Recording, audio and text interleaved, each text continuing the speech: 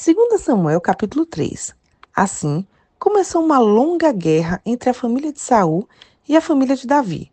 Com o tempo, Davi se fortaleceu cada vez mais, e a família de Saul se enfraquecendo. Estes são os filhos de Davi que nasceram em Hebrom. O mais velho era Aminon, filho de Ainoã, de Jezreel. O segundo era Daniel, filho de Abigail, a viúva de Nabal, do Carmelo. O terceiro era Absalão, filho de Maaca, filha de Talmai, rei de Gesur.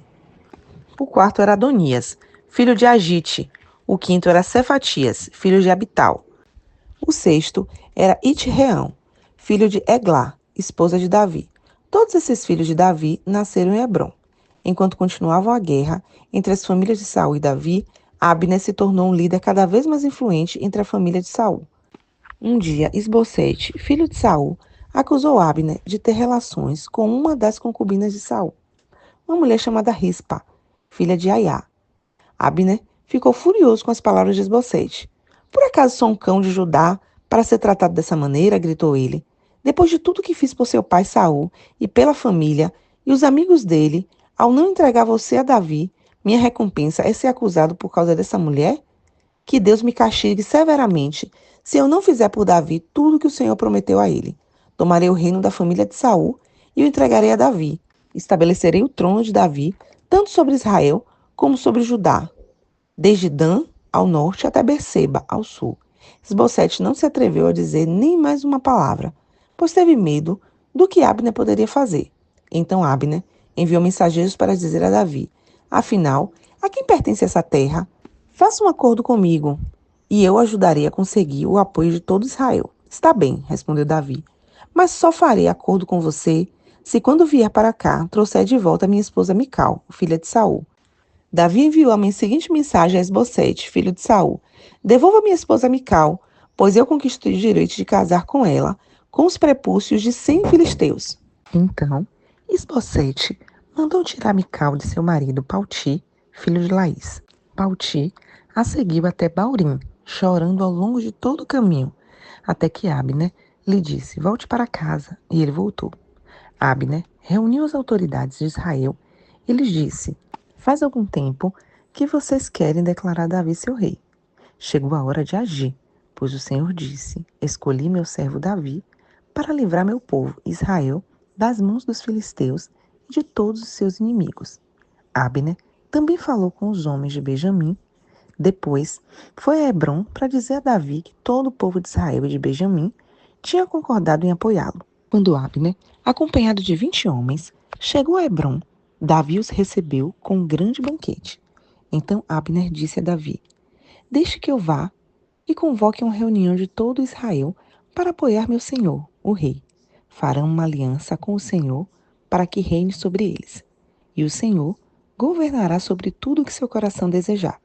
Davi se despediu dele e Abner partiu em paz. Contudo, logo depois que Davi despediu Abner em paz, Joabe e alguns dos soldados de Davi retornaram de um ataque, trazendo muitos despojos. Quando Joabe chegou, foi informado de que Abner, filho de Ner, tinha acabado de visitar o rei, que o havia despedido em paz. Joabe foi até o rei e perguntou: O que foi que o senhor fez? Por que deixou Abner escapar? O senhor conhece muito bem Abner, filho de Ner. Sabe que ele veio espioná-lo e descobrir tudo o que o senhor anda fazendo. Então, Joabe saiu da presença de Davi e enviou mensageiros para alcançar Abner. Eles o encontraram perto do poço de Sirá e o trouxeram de volta sem que Davi soubesse.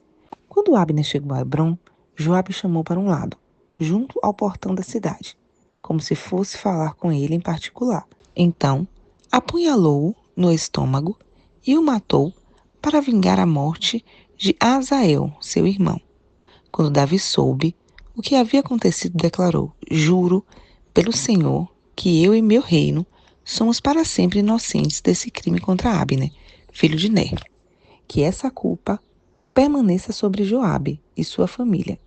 Que em todas as gerações da família de Joabe nunca falte um homem que tenha fluxo ou lepra, que use muletas, que morra pela espada ou que tenha de mendigar um alimento. Assim, Joabe e seu irmão Abissai assassinaram Abner, pois ele havia matado Azael, irmão deles, na batalha em Gibeon. Então, Davi disse a Joabe e a todos que estavam com ele: rasguem suas roupas e vistam panos de saco. Lamentem a morte de Abner. E o próprio rei seguiu o cortejo fúnebre. Sepultaram Abner em Hebrom, e o rei chorou em alta voz junto ao túmulo, e todo o povo lamentou com ele. Então o rei entoou essa canção fúnebre. Acaso Abner devia morrer como um vilão? Suas mãos não estavam atadas, nem seus pés acorrentados. Não, você foi assassinado, vítima de uma trama perversa. Todo o povo lamentou uma vez mais por Abner. Davi tinha se recusado a comer no dia do funeral, e todos insistiram para que ele se alimentasse. Mas ele havia feito um voto: que Deus me castigue severamente se eu comer alguma coisa antes do pôr do sol. Seu voto agradou muito o povo. De fato, aprovavam tudo que o rei fazia. Assim, todos em Judá e em Israel entenderam que Davi não era responsável pelo assassinato de Abner, filho de Ner. Então o rei disse a seus oficiais: não percebem que um grande comandante caiu hoje em Israel?